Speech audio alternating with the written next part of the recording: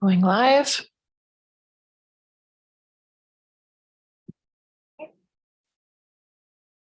Okay, good afternoon, everyone. Welcome to the Tuesday, July 11th, 2023 meeting of the Comox Valley Regional District Regular Board. I'd like to acknowledge that we're on the unceded traditional territory of the Comox First Nation. And in an effort to educate ourselves and the public, we continue to read from the calls to action for Truth and Reconciliation Commission of Canada. And today we have call to action number 27. We call upon the Federation of Law Societies of Canada to ensure that lawyers receive appropriate cultural competency training, which includes the history and legacy of residential schools, the United Nations Declaration on the Rights of Indigenous Peoples, treaties, and Aboriginal rights, Indigenous law, and Aboriginal Crown relations. This will require skills-based training in intercultural competency, conflict resolution, human rights, and anti-racism. And following the regular meeting, we have a motion to go in camera. Second. Moved by Arbor, seconded by McCullum, and that's according to 91C of the Community Charter. All in favor? Any opposed? That's carried unanimously. And we're on to adoption of minutes from June 27th. Moved by Arbor, seconded by Hillian. Any discussion of those minutes? To vote the full board. All in favor of adoption?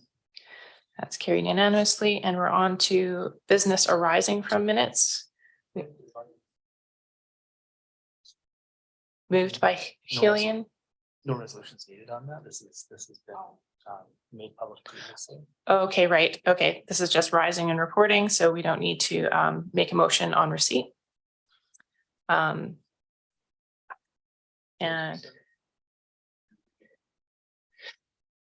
sure, would you like to read it out, Director Hillian? Go ahead. From the May 9th, 2023 closed meeting, the board rises and reports on the following: that the board supports the city of Courtenay in its dialogue with BC Housing and the provincial government for the immediate creation of purpose-built supportive housing and shelter space, that the board allocate the remaining unallocated 2023 homelessness support service funds from function 451, $116,314 to the creation of purpose-built supportive housing within the city of Courtenay in order to assist with ongoing negotiations between the city of Courtenay and other funding partners, safety net housing providers. That the board allocate $52,050 from the emergency shelter land acquisition service function 450 to the acquisition of land for purpose-built supportive housing and/or shelter space within the city of Courtenay in order to assist with ongoing negotiations between the city of Courtenay and other funding partners, safety net housing providers. Great, thank you so much for that. And I just wanted to let the board know that we did send out a letter to the coalition last week, letting them know the details of this Horizon report. Director Arbor, you have a comment? Yeah, thanks. And I just want to add that a lot of thanks to the city of Courtenay for taking a lot of initiative on the housing front and trying to add capacity. I think the public heard that obviously the 8 motel, Super 8, I guess, motel got picked up by the province, but this did not add capacity. So I'm really appreciative that the city of Courtenay continued the journey to try to add capacity with partners. And it's I think it's just totally normal for the entire region to contribute to those efforts a little bit. Thanks. Agreed, thank you. Okay, so moving on to reports, we have the Comox Valley Transit Management Advisory Committee minutes from June 6th. Moved by Grieve, seconded by Morin. So vote full board, all in favor? And that's carried unanimously. And we're on to the public hearing bylaws 589 and 657 from June 20th. Moved by Arbor, seconded by Grieve. Those are the public hearing minutes. It's a vote of the full board, all in favor? Any opposed? That's carried unanimously. And we're on to the Comox Valley Tourism Service update and strategic planning scope. Moved by Arbor, seconded by Hillian, and we'll welcome 4BI to the podium. Oh, and over to staff, yeah. Thank you, Madam Chair, and I'm pleased to introduce Lisa Kilpatrick, our Community Resilience Manager, Community Development and Resilience Manager, sorry about that, to introduce the staff report and introduce our presenters. So Lisa, over to you. Great, thank you. Through the chair to the directors, we have a presentation from 4VI, who is our contractor to deliver the visitor services as well as the destination marketing. We've got a great team here with us today. We have Tanya Massa, who is our local marketing coordinator. We have Dino Sembelis. Is that how I say it, Dino? And Dino is the manager of our visitor services. On the line, we have Callum Matthews, who is Vice President, Sustainability and Strategy. And then is Jane there as well? Is she online yet? Okay, so Jane Stark, who is the Director of Marketing, may be joining us as well. And then we also have David Rupert, who is our Chair of the Tourism Advisory Committee, joining us as well today. So I'll pass it over to 4VI. They're going to provide a sort of a look at what was accomplished in 2022 and what they're doing in 2023. And then we will have some questions or allow for some questions at that point. And then we will get into further conversation about the tourism strategy process coming up. Awesome. All right, just making sure that's on. Perfect. Well, thank you again for having us here. And I would also like to acknowledge that we are here on the unceded and traditional territory of Comox First Nation. As I go through the presentation, I am going to be speaking mostly high level so that we have time at the end for any questions that you guys might have. But let's start first with a look back on 2022. The vision of Experience Comox Valley is that the Comox Valley is recognized as the premier year-round Vancouver Island destination for outdoor culinary and arts and culture activities.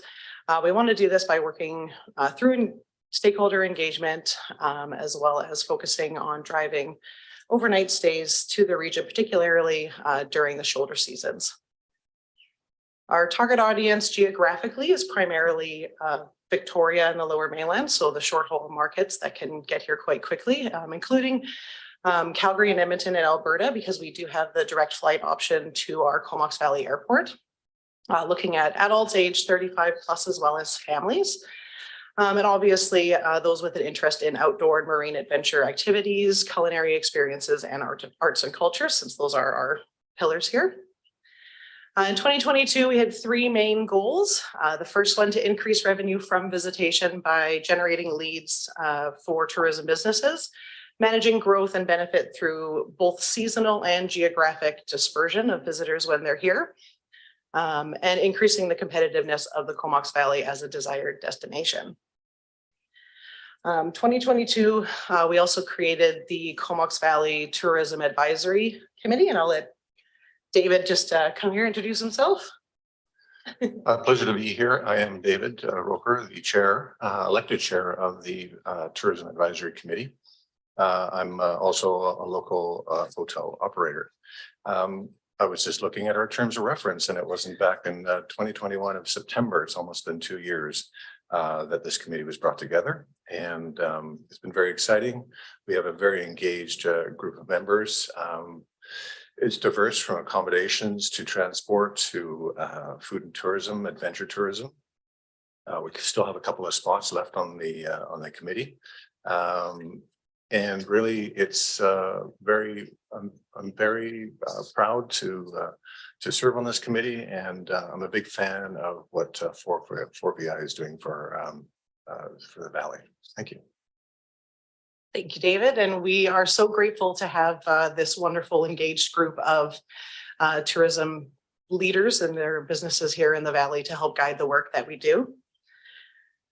Another form of stakeholder engagement that we've done over the past year is industry workshops and networking events, which the last one that we held had over 50 members in attendance, or not members, sorry, participants in attendance. It included presentations in the morning, as well as a networking lunch and roundtable discussions where we want to hear from the businesses what we can do to be better and other information that we need to build into our destination plan. So in destination marketing, we work with traditional media such as print. So print ads, we have our annual Comox Valley Vacation Guide that is distributed widely, so both here in the Valley, but also through visitor centers across BC at the airport and BC ferries, as well as a number of other annual magazines and publications that we provide ads for.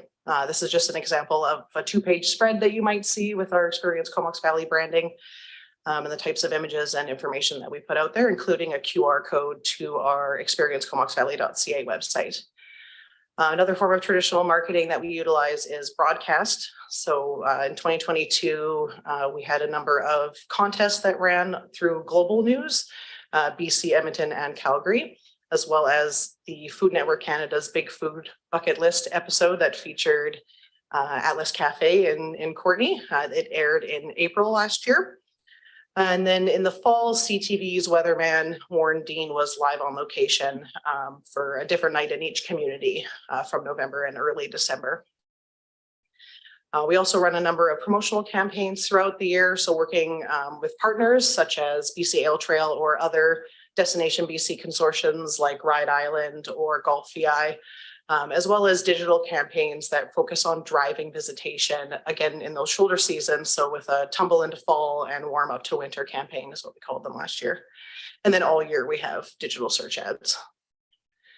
Ongoing is our website. So Experience Comox Valley, it was a new site that was launched and optimizes conversion to our tourism businesses with free business listings, as well as we have an events calendar so people can find out what's happening in real time and coming up in the near future. We also have our organic social media channels, so primarily Instagram and Facebook, where we share user-generated content, so real visitors, as well as amplifying stakeholder content, events, and other information that we think visitors would want to know, want to see. Both of those platforms, the audience and engagement continues to grow. So visitor servicing, so look quickly at last year's visitor servicing. We of course have our Vancouver Island Visitor Center building, the main building location, which is near the highway. It's open year round. Last year was Tuesday to Saturday, 5 days a week, but also with mobile visitor information kiosks in the summertime. And those kiosks were located at the Comox Marina in downtown Courtenay at a number of different pilot locations, as well as just outside the Cumberland Museum, as you can see by that photo. Visitor Center staff also did some training for the Comox Valley Airport volunteers and work with engaging stakeholders on opportunities that are available to them, such as the free business listings on our website, as well as brochure racking at the center. And we also have a consignee program, a gift shop of local artisans that sell their wares there. Just an idea of the statistics over the last 2 years. It's broken down by season so that you can kind of see when we get the majority of our visitors. Oh, and now I've jumped back. Was that me? No worries. As expected, busiest time of year, of course, is those summer months. But as you can see, January to June of 2022 increased quite a bit. In fact, basically a little more than triple compared to 2021. Mobile kiosks continue to be the same. The biggest difference, if anyone's wondering, between the summer 2021 and 2022 is just the number of staff that we had. We had a little less staffing in 2022 in the summer months, and so we're open 5 days a week instead of 7. It's not clicking. Next slide. Do you want us to wait for questions to the end, or is it okay to take a question? Yeah. Oh, sure. Yeah. Here, let me see if it works if I click it back.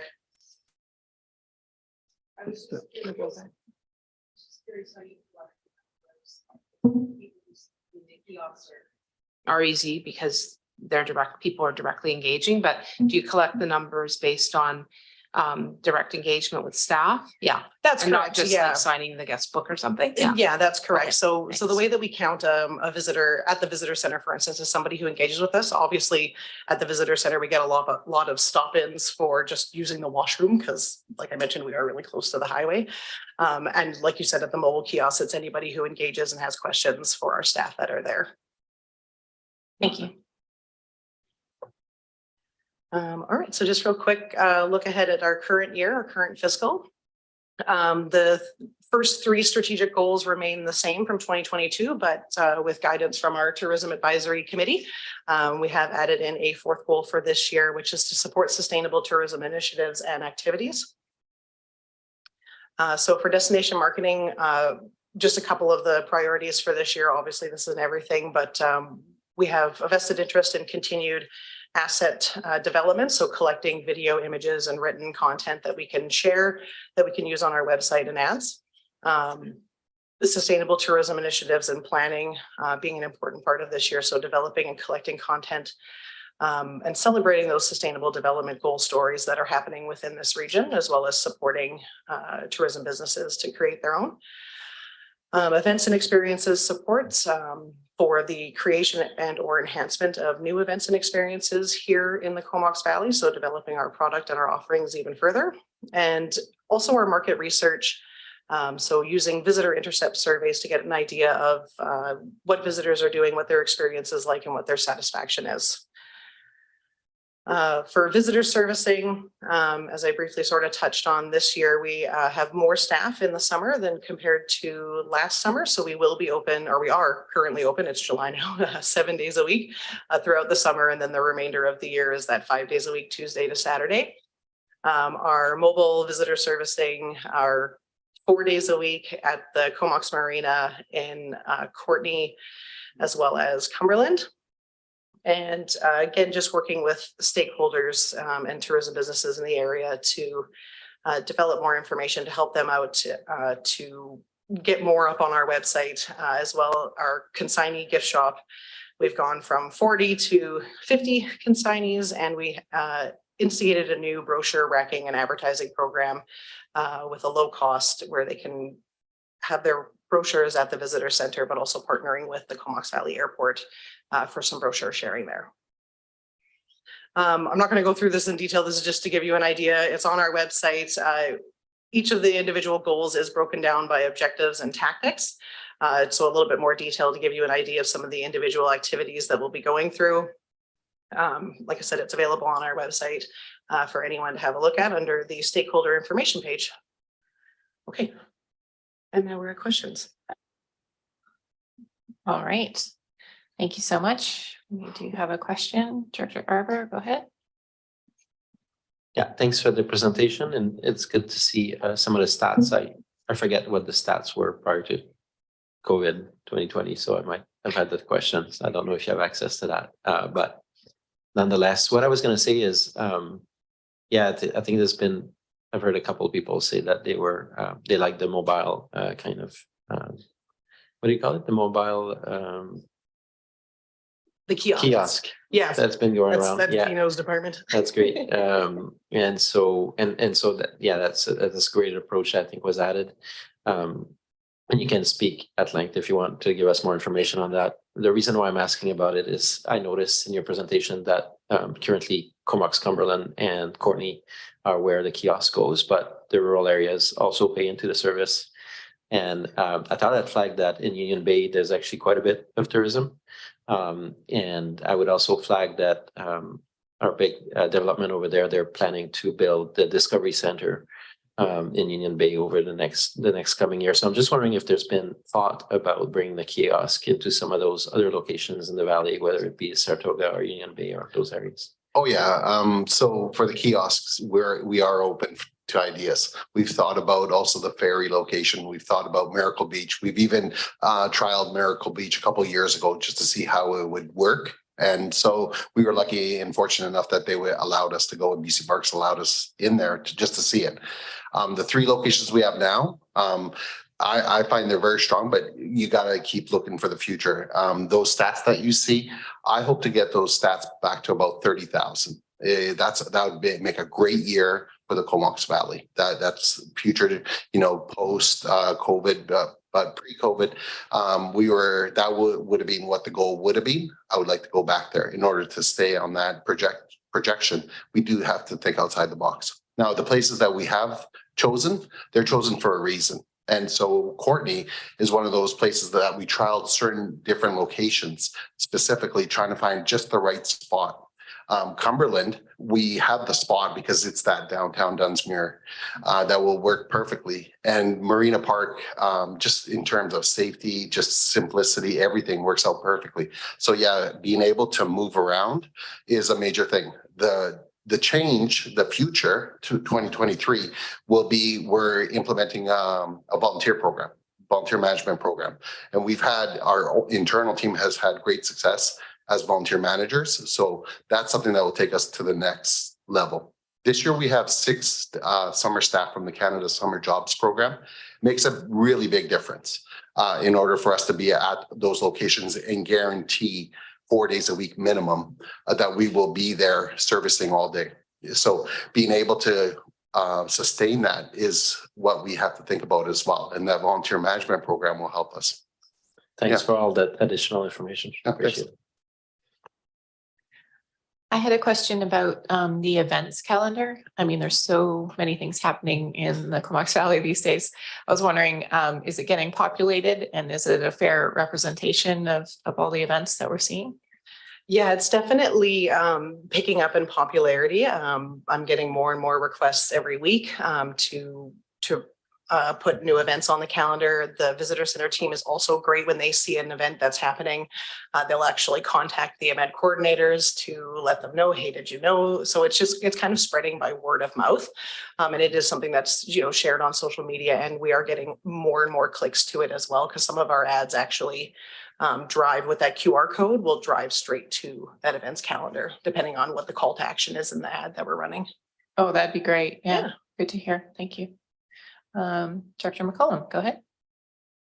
Thanks. Yeah, I just had a question about the initiatives that the MRDT is supporting, and I recognize that those decisions are made separately from this board, but I'm curious around whether or not that body looks at existing arts and culture and sport events to look for ways to support them, and other specifically the ones that happen in the shoulder season between, our busy summer tourism season and the winter season, whether or not there's like events that can be further supported by the MRDT in order to kind of bolster.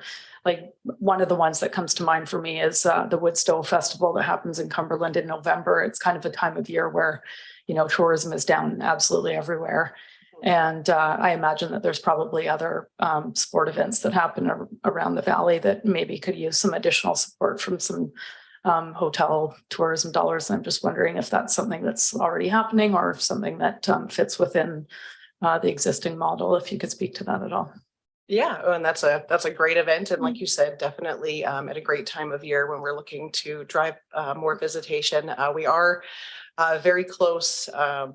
We're in the final stages of developing a new event and experience support program that would actually provide some funding towards events and or experiences that are either, like I said, either a brand new one or an expansion of the existing. So yeah, that's going to be coming very soon. Great. Good to hear. Thank you.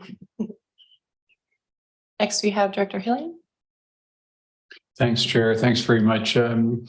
I had some relatives from the States who had a very pleasant stay in David's Hotel last weekend. And I'm just wondering, in general, are our hotel rooms full? What is the occupancy like? I see we've got the new one up on Ryan Road that just opened up. And I'm just wondering whether our capacity is meeting the need, and, to what extent people are knocking the doors down to get in.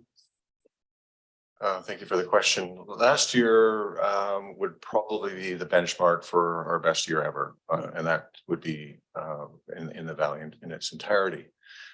This year is pacing well, but it's sort of just dropped off a little bit. We are seeing, and we're kind of anticipated a shift as far as who's coming to the valley. As far as capacity, yes, it's nice to have the new Holiday Inn. Welcome them. Love to have them in our community. Strong brand. But we are short inventory. You know, we still have the Travel Lodge, who is now, based on what they've told me, they will redo that hotel and turn it back on. So now that, and so they're going to reinvest in that property and rebrand it. But there's still opportunities, I think, for more accommodations in the valley, and there's lots of talk about interest in our communities like Comox and Cumberland. So I think there's room. I think we have a strong destination, and there is demand. Thanks. I guess we might expect a bit of a downturn with the economy, our inflationary pressures, and people just not having the same disposable income. But it sounds like basically business is still pretty good. So I'm pleased to hear that. I'm quite surprised year to date. We're not far off of last year. That's great. Thanks very much. Follow up with Director McCollum. Thanks. Yeah, I also had a question around how the visitor center is being used. I know that it's open now for business. It's quite a large building, and it could be used for more, I'm sure. The last time this board met and discussed that building, I believe the decision was made to allow for short-term bookings, and looking at the revenues and expense projections for 2023. I don't really see anything around bookings or revenue for that building. And I'm wondering if we are having any external uses for the center, or if it's being used for anything other than visitors stopping in for some information. Oh, I see Lisa's got her light on. Go ahead. So yes, we're in the process of finalizing our internal process to ensure that we can move forward with external bookings. So I'm hoping that we'll have the staff capacity to do that in the next little while. We have lots of interest. That's good to hear. I do have some other questions around the visitor center, but some of the items we've received in camera, and I'm not sure at what point it would be appropriate to ask if maybe we could move some of the discussion on this topic in camera at some point today. I'm not sure what the process would be for that.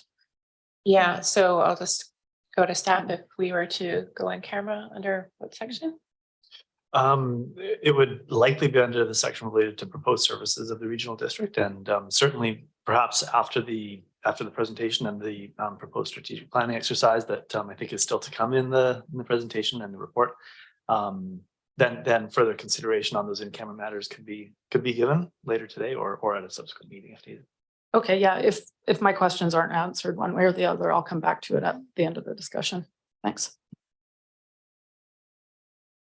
And I don't see any further questions. Is that all for the presentation? Yep. Okay. And then there's follow-up from staff. Great. So thanks everyone for the presentation.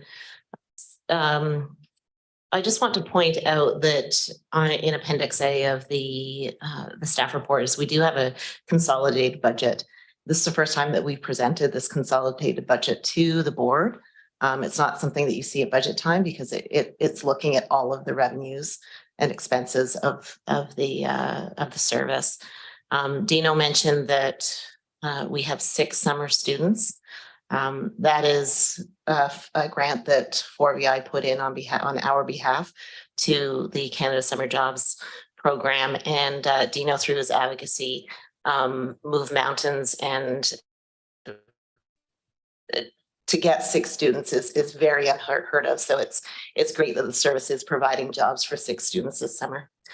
And then if we just look at Director McCollum, your question in terms of the events and experience fund, we have 75,000 that is earmarked for that fund this year. So any questions on the consolidated budget? Go ahead, Dr. Harbour. No, I would just note that I'm pretty happy that the local government contribution is about 30%. am I correct that it used to be about 50% for the tourism function? Actually, we didn't have that format of consolidated budget, so I'm just going off memory. But anyways, 30%, I think we're getting great value for the services offered here. So I just thought I'd comment that back. Great, thank you. So just moving on, within this year's budget, we do have 50,000 for the tourism strategy planning process. So the intent of this planning process, given that we have a new service, it's only been around for 2 years, a strategic planning process will allow us to really set the course for the future of this service. The project will also include exploration of the establishment of a regional MRDT. So right now, the MRDT is collected through the city of Courtenay, and we would be looking to expand that out to a regional service. So we're aiming for the work on this project to be begun, I guess, in July, pending the board's approval for the scope today. So in terms of the scope, it's working with 4VI. Callum has put together quite a team to move forward with the strategic planning work. The strategic planning process will begin with a comprehensive situation environmental scan, a competitive review and market analysis, and then there'll be significant community engagement. Through that, strategic opportunity identification will happen to enhance and manage the Comox Valley as a destination. And then we'll move forward with a strategic framework and vision for the future of tourism in the Comox Valley. And the outcomes there will be a strategic plan and an action plan. Once that is established, then we'll be moving forward into the MRDT application process. So that is taking that plan, working out a plan, a 5-year plan for the MRDT, and then going out to the accommodators for approval in the local government. And then at that point, that is when an application would be put into Destination BC, who works on behalf of the province with the MRDT applicants. So we'll just stop there, and Callum's here as well for on Zoom for any questions. Are there any further questions from the board? Director McCollum, go ahead. Yeah, just a couple of questions around the process for the MRDT expansion. I guess 2. One is, will it be done region by region, or is it kind of an all or nothing that either the additional accommodation providers as a group join, or is it going to be Cumberland, Comox, Area A, Area B? And could it possibly be a combination of some and not others? Or does everyone have to consent to the expansion? That's my first question. And just the other one is, how long would the process take? I understand there's quite a few steps involved with the province. So if you could just speak to that briefly. Sure, Callum, do you want to take those on? Yeah, happy to. So, I think that there are a variety of approaches that we can take when it comes to determining the structure of MRDT. In some communities, like the regional district of Mount Waddington, the tax is collected by local incorporated communities, and it's also collected in electoral areas. Some of that money stays locally, whereas 80% then flows to a regional function. In other places like the Cowichan Valley Regional District, it's all collected across the entire regional district and all directed towards a regional function. So I wouldn't want to presuppose, which direction would make the most sense in this case. And I think, starting with the regional strategic planning process, understanding, what a regional vision and approach looks like, determining, what that action plan is going to be. And then the MRDT part is really, how do we fund it and bring it to life? How are we able to use MRDT to pay for as much as possible, every possible eligible expense? And then, the layer as well of, what are the local priorities, and how do we find a balance to make sure that, each community is benefiting in a reasonable way. So there's, many different routes that we can take, and I don't think we're quite at the stage of knowing, what the final outcome will be at this point. And I think that's very much a part of this process to kind of determine what'll work best.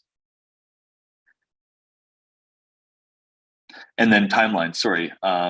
So the the real key piece for me is that the MRDT needs to follow the broader regional strategic planning process. The MRDT plan is really our submission to the province that'll say, here's what those MRDT dollars are going to pay for. It may pay for, the vast majority of what's identified in the regional plan, but there may be some, ineligible potential expenses. So the timeline of the MRDT is, somewhat going to be determined by the broader strategic planning process that will kind of kick us off. Once we're ready to move into the MRDT planning process, it's generally about a year until money actually starts to flow. Sometimes a little faster, sometimes a little slower, depending on the structure that's being proposed and outreach to accommodation properties and a few other factors. But there's a bit of a ballpark timeline for you there. Great, appreciate that. We have another question from Director Arbor. Thanks. And hi, Callum. I'll just build it a little bit on Dr. McCollum's question.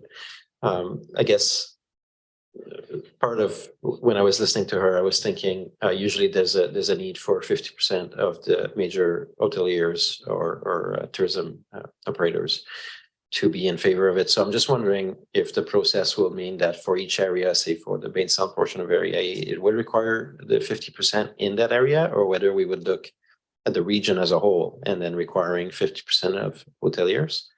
I'll let you, and then I'll have a second question after. Sounds good. Yeah, great question. So the answer to that does somewhat depend on the approach that we want to take. So if there's a single, what we refer to as an eligible accommodation area, think of that as the MRDT boundary. And if there's just one MRDT boundary with one organization that will be kind of responsible for receiving those funds, reporting on their use, etc., then it would be 50% plus one of accommodation properties that have a fixed roof and 4 rooms or more. And when you tally up all of those properties, we must have at least 50% plus one of the total room inventory. So that would be the approach that is most streamlined and easiest to manage, to be honest. If we were forced to go down a path where each incorporated community and electoral area was their own boundary with an agreement to cost share certain things, then each one of those boundary areas would have to meet that 50% plus one threshold. The other consideration there is that there is, as Tanya in particular knows, a lot of paperwork when it comes to reporting out on MRDT. So if we were to have multiple boundaries, like is in place on the North Island, it actually results in in the regional district of Mount Waddington, there's 5 MRDT reports that are required, 5 applications to submit every time it's renewed. So it becomes really intensive. So the question really becomes, is it worth it in order to have a little bit more localized support or localized control? And then, to what extent do we lose that, vision I think we all hold on to of a really well-functioning, regional tourism model? So hopefully that answers your question. Yeah, it does, and I think for the Bainstown portion of Area A, I'm quite in favor of the regional approach, as you described. My second question is, I guess, a big driver of why I'm interested, and I think why a lot of elected officials are interested in MRDT, is not necessarily for the percentage that, although it is helpful, that goes back into the tourism service, but a lot of the driver for us is the affordable housing contribution, and this board has some pretty high ambitions around affordable housing. I know in some jurisdiction, it is the MRDT group that ends up providing guidance in the strategic planning around the affordable housing allocations. And that doesn't always necessarily aligns with the housing priorities of local government in the area.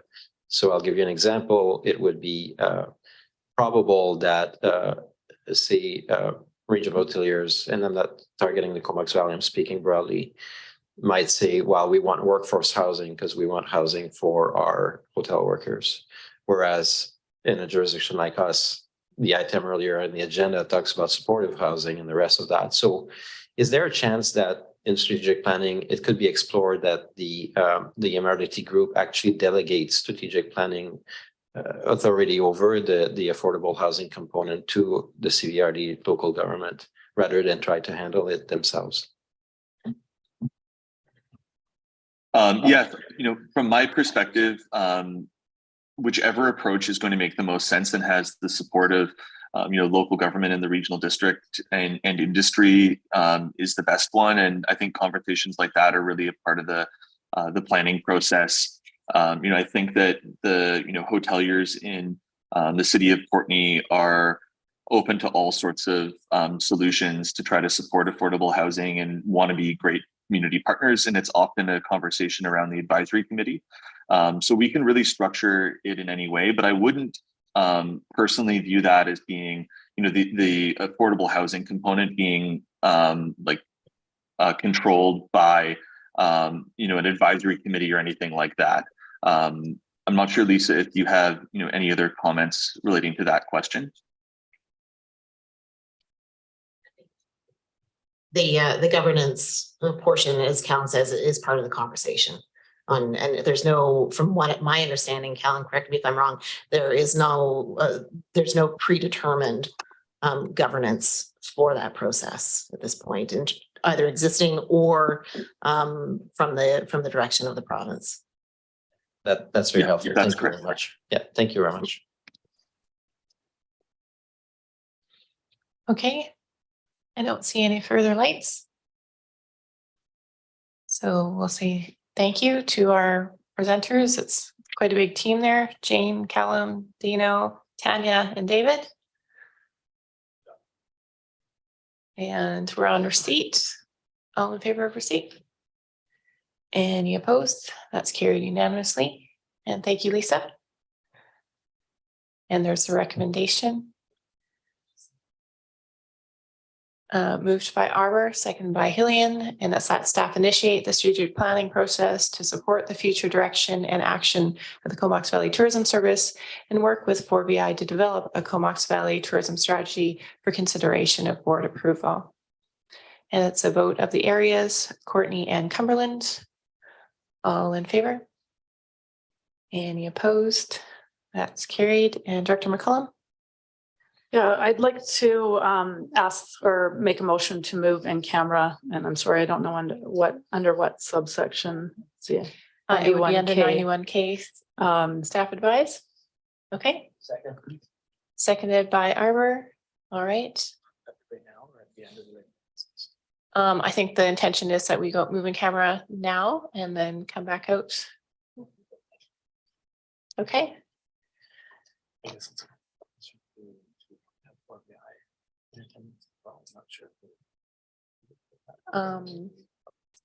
No, I think it's closed. Yeah. So yeah. That's just at the end. Well, it's up to you guys. Yeah. Okay. We already voted. Yeah, so we'll just add it to the end of the in-camera so we won't complicate. We'll just remember. All right. Thank you. So all in favor of moving in camera after the regular meeting? Any opposed? Okay, thank you. Thanks again. Next item we have is the proposed Comox Valley Regional District Investment Policy. Moved by Arbor, seconded by Grant, and I'll pass it to staff. Thank you, Chair. I'm pleased to introduce Lucy Butcharik, Chief Financial Officer, to introduce the staff report.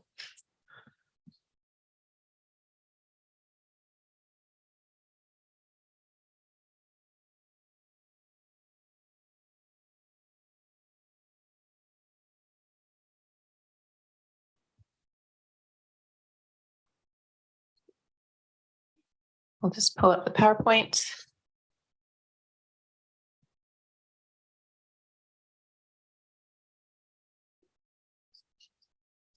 Okay.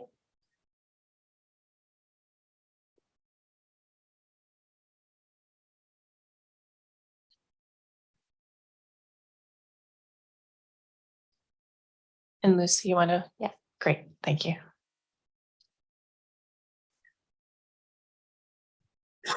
Thank you. Thanks. So through the acting CAO and the chair, good afternoon, directors. Oh, just wait a few more seconds for my PowerPoint. It should be where you need it. 6.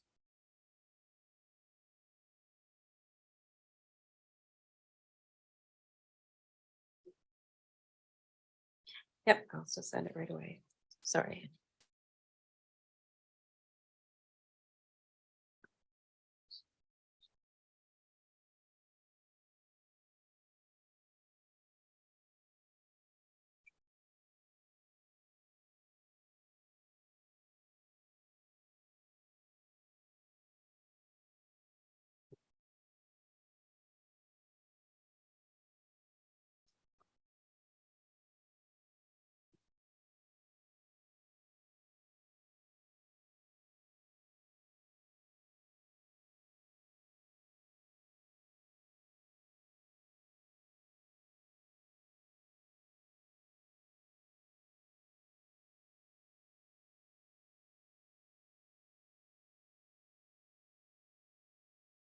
Thanks for your patience. Sorry about that. No problem. Back on track. Oh, no, that's the that's the 4BI one.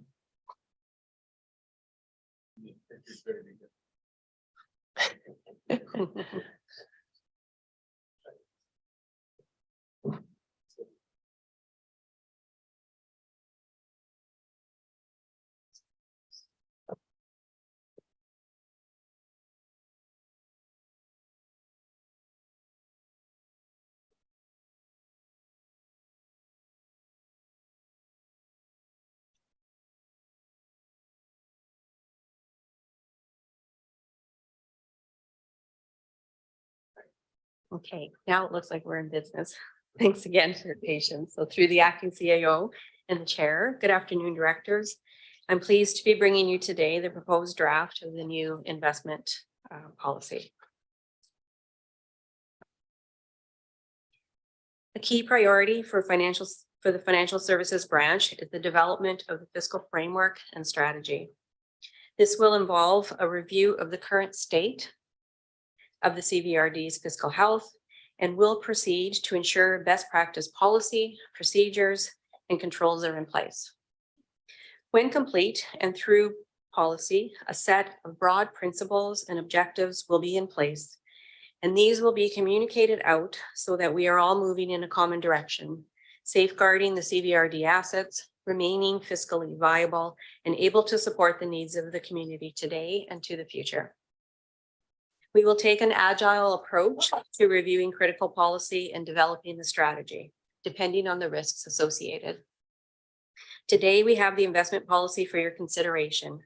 There is an immediate need to get cash invested, and to do so, authorities and other elements central to such a policy need updating. So therefore, this is a top priority. And next, over the course of the coming months, the board will consider a reserve policy for water services. And we do expect before the end of the year that we'll be circling back to finish up with an asset management policy.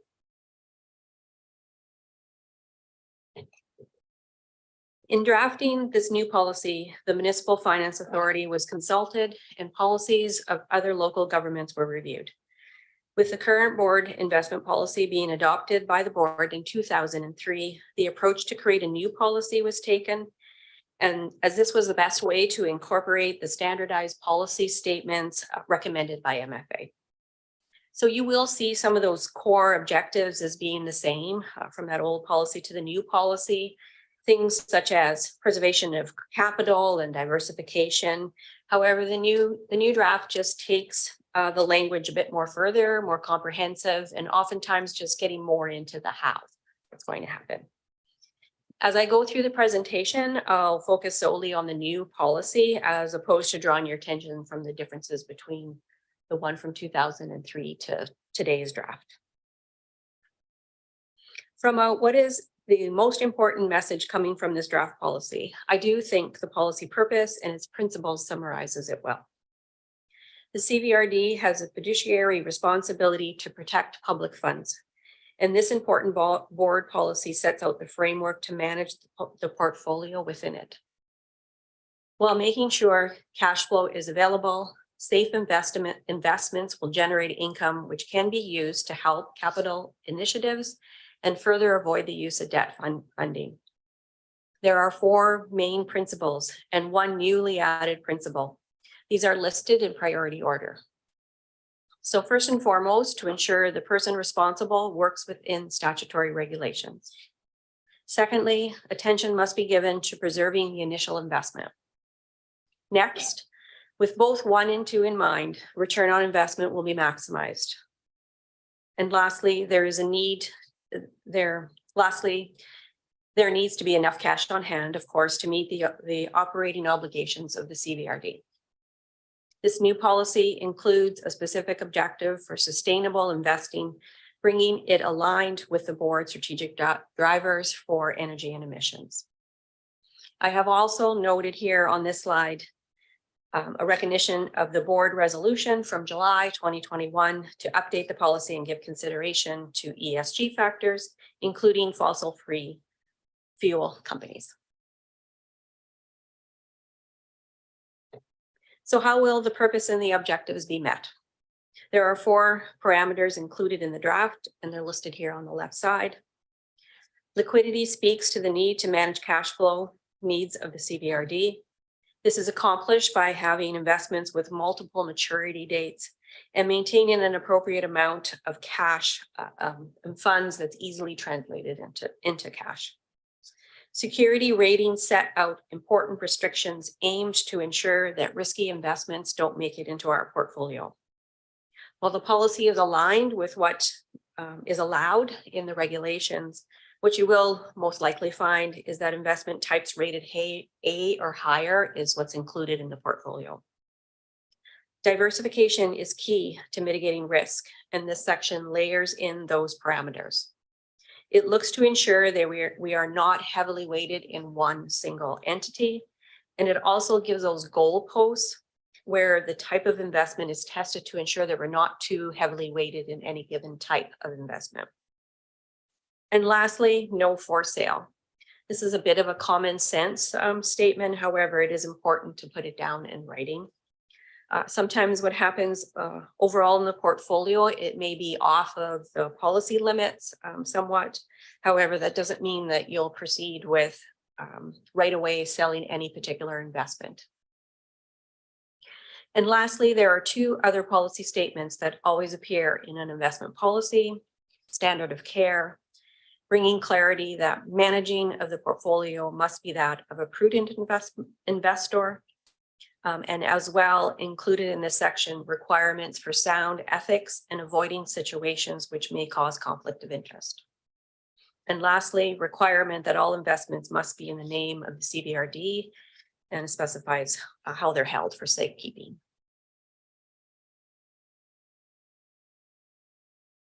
For the benefit of the new directors who may not be as familiar with what the Municipal Finance Authority is and what they do, I did add a few statements within the report regarding their history.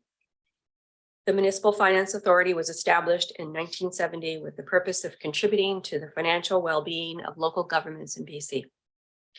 The initial focus for MFA was to provide long-term capital financing, and in 1989, its service expanded to include investment opportunities as well. MFA to date has been the sole entity for CVRD investments. Almost 42 million in CVRD funds have been put into MFA pooled investments. MFA is committed to responsible investment, and as such will only partner with signatories of the United Nations Principles for Responsible Investing. There are 2 types of labels used to describe MFA funds.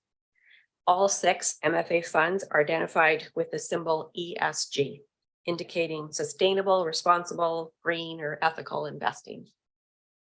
MFA has 1 recently created fund, which only includes fossil fuel-free short-term bonds. ESG investing focuses on using 3 non-financial factors as part of a framework in the evaluation of companies for investment decision-making. This includes environmental criteria, social criteria, and governance criteria. The fossil fuel-free fund does not invest in company securities of entities involved in the extraction, processing, and transportation of coal, oil, or natural gas. So further MFA information has been included in the appendix and gives directors further information on sustainable investing. MFA is responsible for their pool funds and their performance. And at any time, the board may wish MFA to come and present to you to provide you additional information and also specifically address performance of their funds if you'd like them to. From a role and responsibility perspective, the policy identifies the CFO position as having the overall responsibility for the prudent investment of the CVRD portfolio and ensuring that solid process and procedures are in place. Any activities related to investing in cash is handed on a restricted basis, just meaning that only those that absolutely need to have access in order to accomplish this will. Sometimes I think it is essential to something I think that's essential to this policy and the way in which transparency to the board and the public happens is regular reporting. And the policy identifies that at least once annually, a report will be provided to the board.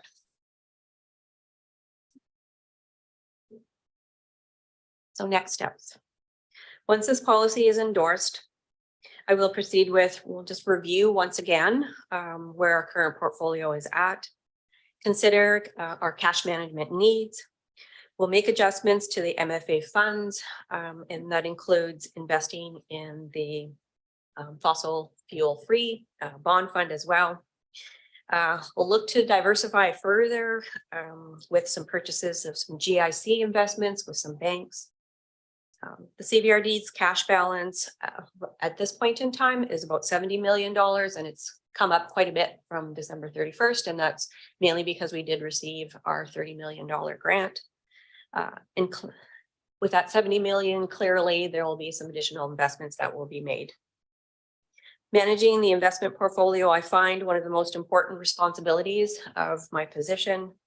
Making decisions in this area requires the advice of other professionals in this field and proceeding with caution. So within the required annual report, we'll provide you with details of the transactions, how we've diversified the portfolio, give you information on its performance and return in investment, and also highlighting for you if there's any deviations from the actual policy.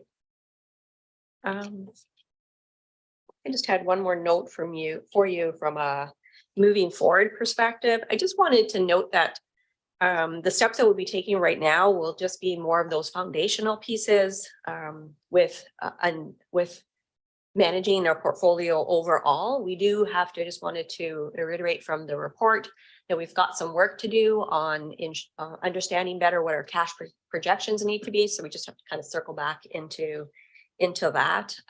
We do and will want to be considering the objectives of the board around beginning to really look and be aware of fossil fuel free type investments out there and that whole concept of responsible investing. So those were my thoughts for you on next steps.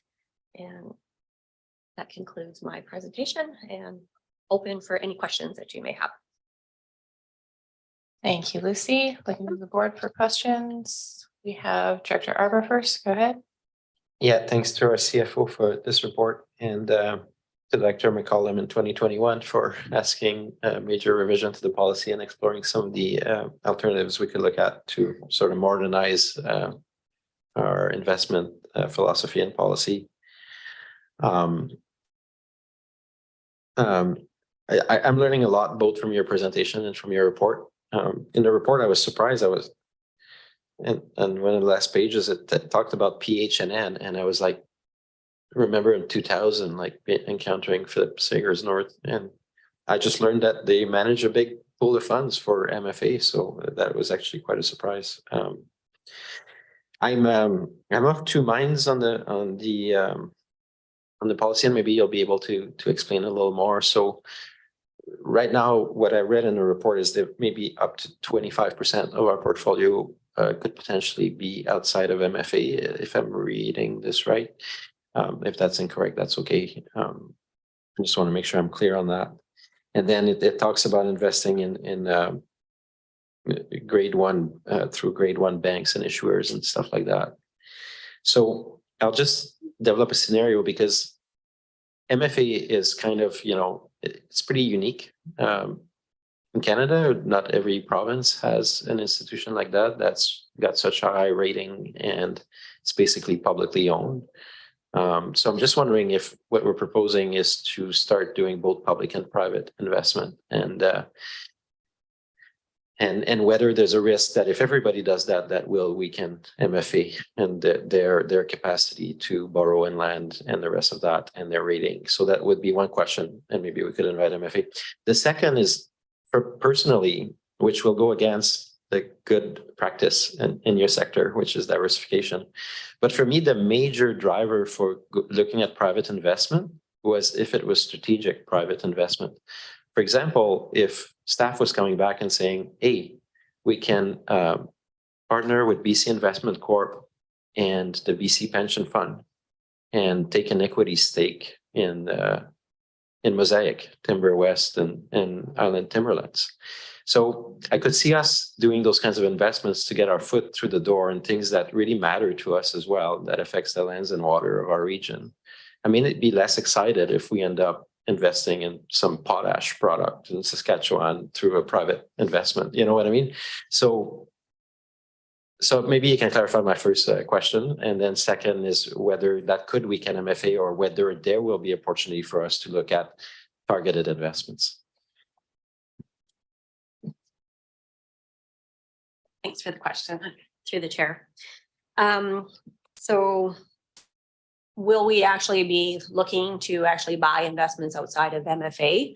That would be my recommendation. And what I feel is that us actually buying a few other GICs out there, and I think that helps our diversification. I think diversification is the key. Diversification spreads that risk out, and that's the most important thing in my mind, is to mitigate the risk out there. What we'd be contemplating and picking up some GICs and other municipalities do that, other local governments do that. I don't think it's going to affect MFA at all. I don't think maybe on a really huge scale, if everybody started to be pulling back from a local government perspective, maybe it would have an effect, but I can't see what we're imagining at this point that having an effect on them. Secondly, as you talk about private investment, what I'm not 100% sure if you're just speaking about picking up equity, and we're not allowed to pick up equity. So we can invest in pooled funds. We cannot go out and buy any equity under legislation. Yeah. Okay. Thank you for that. Next, we have Director Kerr. I just wanted to say thanks for this report. Really excited to see this. I used to chair the local responsible investing club here in the Valley. So this is the world of ESG is particularly exciting for me. So I was happy to see this report.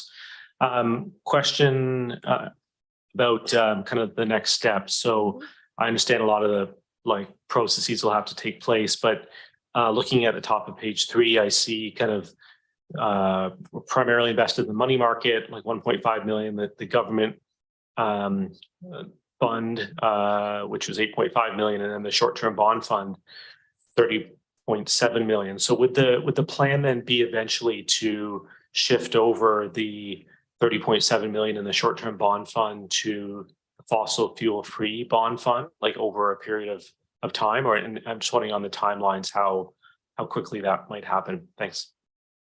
To the chair, at this point, we can see ourselves quickly putting some dollars in the fossil fuel fund at this point in time, and it's just off the top of my head. I really want to come back and do some due diligence around this fund and where just really have a good look at it before we really jump in.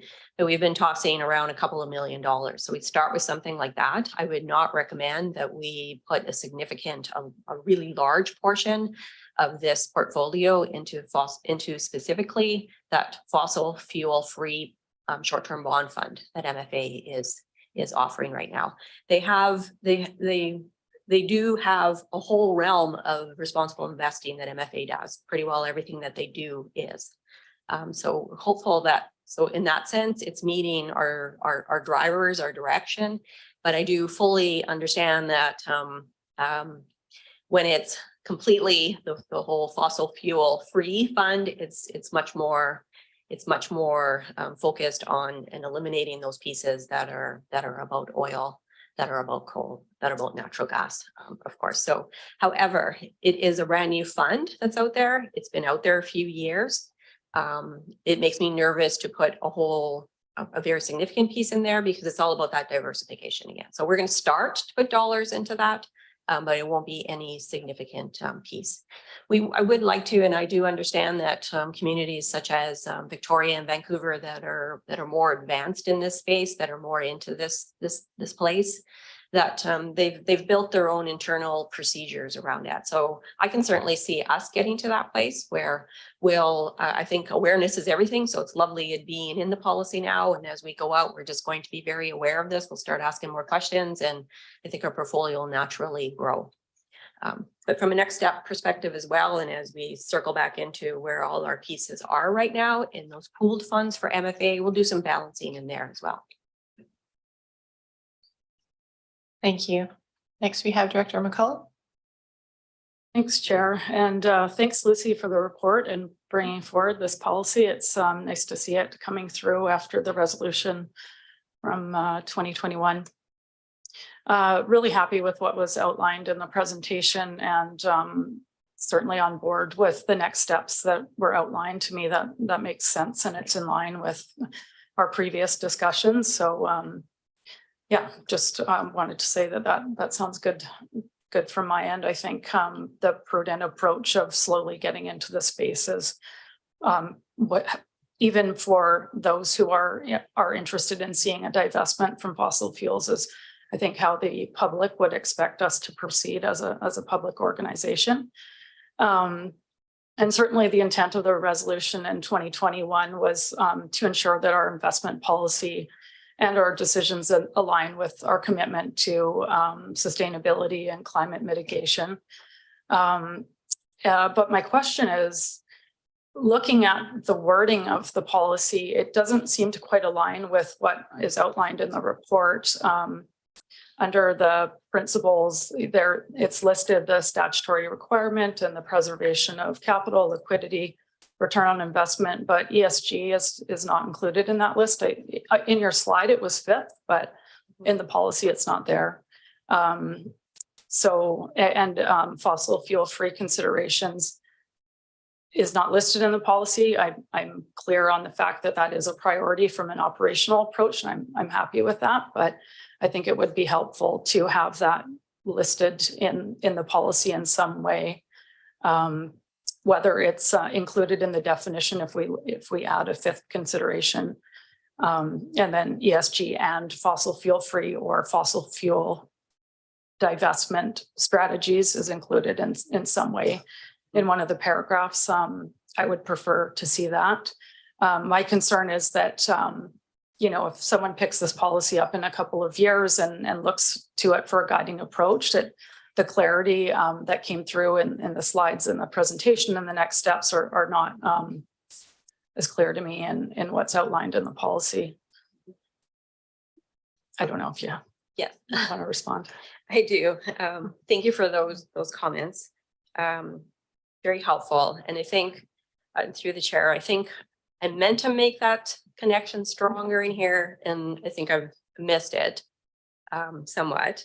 So from a principle, and just let me reiterate just to see if I understand where you think that strengthening should come in the policy. From a principles and objectives perspective, we want it to be clearer that is one of the objectives. And I see what I probably started with those four very typical principles that are always there in such a policy. And you really should be saying that we now have 5 objectives, like I've said in the presentation. I can make that adjustment. I can't see that being an issue with, I can't see that I would need to have to be sending that through MFA to get some kind of opinion on it. I think that's lies here with our board and how strong you want to make that position known inside a policy like this. So does that, if it just becomes clear that it's absolutely named as one of the principles in the opening sentence under principles and objectives, does that cover, does that feel okay? Or would you suggest some differencing in language somewhere? That would make sense to me. And then my other comment, whether we call it responsible investing, I think that's what it was referred to when Courtney did this process. And then just under, because then the policy goes on to expand on what liquidity and return on investment and environmental, social, and governance, but there's no mention of fossil fuel free or divestment in that paragraph. So maybe if it could simply just include both definitions, just for expanded clarity. I mean, based on the conversation and the report, like I'm clear that it's understood. It's just, to me, reading the policy, I thought it was missed. And then I have one other question. I just got to go back to my note. Just with regards to the limitation of 25% in an institution, I think that's what I understood from the policy. And just looking at the inclusion of what our cash balance and our MFA funds, we're holding a considerable amount of cash. I assume that we do that mostly in one financial institution. And I'm wondering if that change in the investment policy is going to change how we're able to do our banking, or is that going to impact how we hold our cash if we've got more than 50% at one financial institution, and whether that's been considered. Yeah, did think about that. Through the chair, we have lots of options, so it's not going to drive a change to how we do our banking. There's 3 other different banks that we can plot some money in that MFA is holding that are all ready to go. So we can see ourselves doing that kind of diversification as well. Okay, that's great. And oh yeah, okay, that was all my questions. Thank you. So going back to how to proceed. Maybe I'll just let Director Hardy speak first. Thanks, Chair. I had a question in regards to sorry, I'm trying to find it here. Security rating. The minimum credit rating of any investment shall be of BBB or higher. Is that, sorry, I'm not being too familiar with how local governments and various policies work. Is that the common practice for local government, is to have at least the minimum standard of BBB security credit rating? Because I've been involved with some other organizations where minimum was AA, but up to AAA, and that was a requirement, was AAA rating with regards to investing. So I'm just kind of curious as to why we chose BBB instead of AAA. Yeah, through the chair, the BBB rating is exactly as it is scripted in the regulations. So, and just for context, I'm not too familiar across the whole country, but the BBB rating was the same in Alberta, same here in BC as well. Okay. And, yeah. Follow up. Thanks. And the other question I had was regards to, again, the environmental criteria when we're doing our investing. It states here environmental criteria focus on stewardship of natural environment and its resources. So again, just trying to understand when we start wanting to not invest in fossil fuels, but into electric cars. And obviously when we start talking about electric cars, we need to invest in mining activities to get your batteries, etc. Is that mining activity for batteries conducive to what we're talking about with regards to addressing environmental issues? It's an interesting question. Thanks. I would probably say that any investments that we would go out and source, or even are sitting in funds that are there, that MFA in their pooled funds, probably doesn't include any companies that probably probably construct electric cars or have anything to do with the battery. So you're probably not even going to find that type of investment in the pooled funds that MFA has. And I can guarantee you that probably would not be something that we CVRD outside of MFA would go and pick up. Just keeping in mind that we're not allowed to go and buy equity in a company. So we wouldn't do that. We can't directly invest like that because it's too risky, right? Yeah, so it's going to be an interesting thing going forward to think about things like that. So when we are out there to our banks, for example, and saying, what kind of products do you have for us? And even what the banks are offering, the landscape to that has changed drastically over the last 5 years. They create products that align and adhere to what these tight regulations do, but they're actually going out there and buying a whole lot and doing a mix of all kinds of equities out there to make these products as well. So I can certainly see ourselves asking more questions along this line of what exactly are you investing in? And tell us about those companies that you are investing in. I understand that the Vancouvers on an annual basis, they go out there and they create and they actually survey these companies and get some information back. And that's the way that they can gauge, are they really responsible? Are they really a responsible investment for us? I hope I answered your question. I don't really know the answer to that right now. It's a really interesting one, and I don't know whether we'll come across situations such as that or multitude of other ones that are either green or not green, or something in between. Great, thanks for your thoughts on that. And we're still on receipt, but just wondering, once we've received it, about the recommendation, because there were some changes proposed. Would you like to bring it back, I guess is what I'm asking, with those changes, or would you like to pass it with the amendments today? I think my preference would be to bring it back. I just want the language of this to be right and feel good to the board. So I'd rather bring it back, if that's okay. Okay. Thank you for that advice. So we are on receipt and I don't see any further lights. So all in favor? Any opposed? That's carried. And deferral of the recommendation moved by Hillian, seconded by Arbor. And just want to confirm on the timing and was that the next meeting, and is that adequate for Lucy to be able to come back to the next meeting or provide a bit more time? Yeah. I want to say that I think it's adequate. It'll be fine to bring it back. Great. Okay.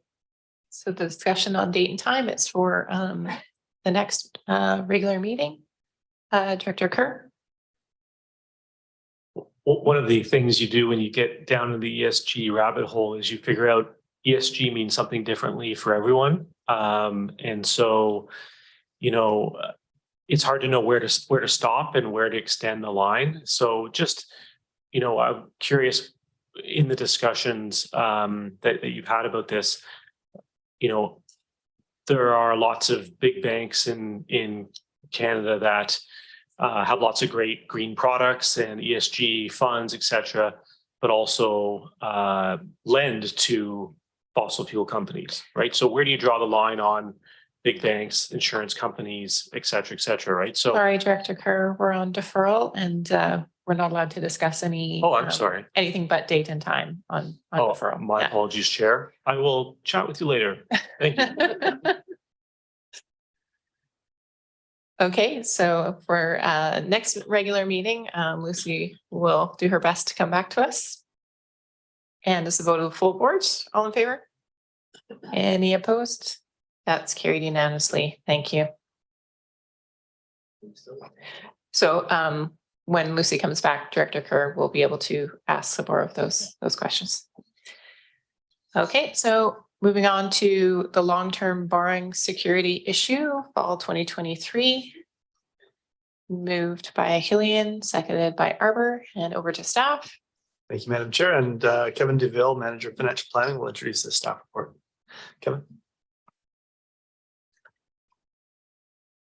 Thank you very much, James. Through the acting CAO to the chair to the directors, good afternoon. Before I jump into the staff report, I just wanted to take the opportunity to introduce to the board a new staff member that's joining us this evening. Jared Sexton, who's sitting in the back there, is our new financial planning analyst. He joined us a week ago on July the 4th and will be a good addition to the finance team and kind of helping us build our capacities out on the financial planning side. So just wanted to make sure I welcomed Jared to the team. So the purpose of the staff report in front of you is to introduce bylaw number 784, the CBRD security issuing bylaw. This bylaw is being brought forward later on in the meeting for your consideration. The sole debt being brought forward for conversion at this time to long-term debt for inclusion in MFA's fall 2023 debt issue is in relation to the Comox Valley water treatment plant project. As you all may recall, that project had a total project cost of $126 million. And in 2017, there was a loan authorization done at that time to support this project because this project was being funded by a combination of grants, debt, and reserves. And the debt authorization at that time was for $29 million. Since that time in 2021, we did convert $20 million of short-term or interim financing over to long-term debt. So what we are now seeking with the near completion of that project to convert a subsequent $5 million, which does include about $4.95 million in short-term conversion, plus the $50,000 in debt issue expense. What this represents is that we would be looking to borrow $4 million less than what was budgeted for the overall project, as the project is expected to come in at about $121 million, or roughly $5 million less than the originally estimated project budget. So all good news. We are requesting that all 4 readings be completed this evening in order to meet the MFA fall debt issue timelines. So we do have to have everything submitted to MFA by no later than August the 9th. So if all 4 readings and adoption were to occur this evening, then we would have the obligatory 10-day quashing period to deal with, after which a certificate of approval would be sought from the ministry, and then that would be combined and sent off to MFA for inclusion in their fall debt issue. So that's really all I have, but certainly welcome any questions. Thank you, Kevin. Go to the board. Are there any questions? Okay, not seeing any. We're on receipts. All in favor? Any opposed? That's carried unanimously. There's a recommendation. Moved by Arbor, seconded by Hillian, and that's that bylaw 784, security issuing bylaw, be considered by the board for first, second, third reading and final adoption. It's for the full board. All in favor? Any opposed? That's carried unanimously. Thank you. And we're on to item 6, Electoral Area Service Committee from July 10th. Recommendation 1's been moved by Arbor, seconded by Hillian, and it's for a development permit for Island Highway North. It's the vote of the areas. All in favor? And that's carried unanimously. Thank you. Item 2, been moved by Grieve, seconded by Moran, and it's another development permit for Langlois Road. It's a vote of the areas. All in favor? That's carried unanimously. Recommendation 3. Second. Moved by Arbor, seconded by Grieve, and this is for a floodplain setback on Astor Road. Again, a vote of the areas. All in favor? That's carried unanimously. Thank you. Recommendation 4, moved by Arbor, seconded by Hillian. And this is for a proposed addition on Andrew Avenue. Vote of the areas. All in favor? That's carried unanimously. Recommendation 5, moved by Grieve, seconded by Arbor. It's a development variance permit for Crookshank Ridge. All in favor? That's carried unanimously. Recommendation 6. Moved by Arbor, seconded by Moran. a development variance permit for June Road. Above the areas, all in favor? That's carried unanimously. Recommendation 7, moved by Arbor, seconded by Grieve, development variance permit for Winton Road. Vote of the areas, all in favor? That's carried unanimously. Recommendation 8, moved by Grieve, seconded by Arbor. And this is another floodplain setback. And the road is, I don't see. Okay, Union Bay Estates, okay. And about the areas, all in favor? Carried unanimously, thank you. And that takes us to bylaws and resolutions for first, second, third reading and adoption. So for bylaw 784, the security issuing bylaw. First and second reading moved by Grieve, seconded by Arbor. It's above the full board. All in favor? That's carried unanimously. Third moved by Hillian, seconded by Grieve. All in favor? Again, unanimously. And adoption moved by Grieve, seconded by Moran. All in favor? That's carried unanimously. And we're on to, for consideration of third reading for the following public hearing. And we're starting with bylaw 589, the Rural Comox Valley Official Community Plan Bylaw Amendment number 4. Third reading moved by Arbor, seconded by Grieve. This is vote of the areas. All in favor? That's carried unanimously. 657. Second. The bylaw 657, which is the zoning bylaw amendment number 7, moved by Grieve, seconded by Arbor for third reading. A vote of the areas. All in favor? And that's carried unanimously. Now we're on to bylaw for adoption. Bylaw 768, Regional Parks and Trails Service Future Expenditure Reserve Fund. Moved by Hillian, seconded by Arbor for adoption. This is a vote of the full board. All in favor? Any opposed? That's carried unanimously. 769. Second. Bylaw 769 for Regional Parks Capital Reserve Fund, moved by Grieve, seconded by Arbor to be adopted. It's above the full board. All in favor? And that's carried unanimously. On to bylaw 770. Moved by Hillian, seconded by Arbor for adoption. That's the internal cost of carbon reserve fund. It's a vote of the full board. All in favor? Any opposed? That's carried unanimously. On to bylaw 771. Moved by Arbor, seconded by Grieve for adoption, the Graham Lake Local Water Service Future Expenditure Reserve. It's a vote of the full board. All in favor? Any opposed? That's carried unanimously. Bylaw 772, the Graham Lake Local Water Service Capital Reserve. Moved by Grieve, seconded by Arbor. It's for adoption and it's above the full board. All in favor? Any opposed? That's carried unanimously. On to 773.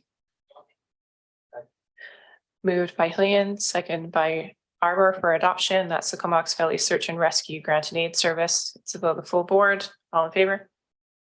Any opposed? That's carried unanimously. Bylaw 774 for adoption. Bylaw 774, moved by Grieve, seconded by Arbor, Mount Washington Resort Community Fire Protection Service Capital Reserve for adoption. Vote of the full board. All in favor? Any opposed? That's carried unanimously. Bylaw 775.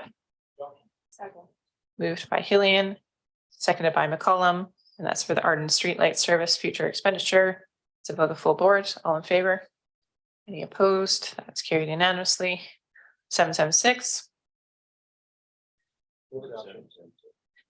Moved by Arbor, seconded by Grieve. That's the Web Food Streetlight Service Future Expenditure for adoption above the full board. All in favor?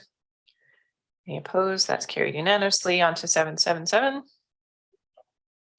Moved by Grieve, seconded by Hillian. That's for McClary Road Street Lighting Service. And it's for adoption and the full board. All in favor?